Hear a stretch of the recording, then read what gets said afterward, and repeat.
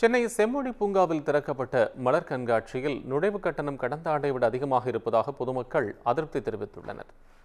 தோட்டக்கலை மற்றும் மலைப்பயிர்கள் துறை சார்பில் செம்மொழி பூங்காவில் ஆண்டுதோறும் மலர் கண்காட்சி நடத்தப்படுகிறது.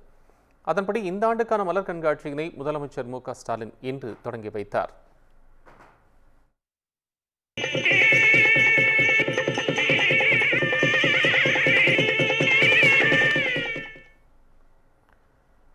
இந்த மலர் கண்காட்சிக்காக கோவை, ஊட்டி, கிருஷ்ணகிரி, ஓசூர், கொடைக்கானல், கன்னியாகுமரி, மதுரை ஆகிய பகுதிகளிலிருந்து அரிய வகை மலர்கள் கொண்டு வரப்பட்டு காட்சிப்படுத்தப்பட்டுள்ளது.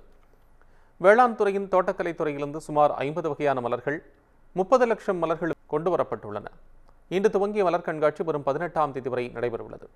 காலை 10 மணி முதல் இரவு 7 மணி வரை பொதுமக்கள் மலர் கண்காட்சியை பார்வையிட அனுமதிக்கப்படுகின்றனர்.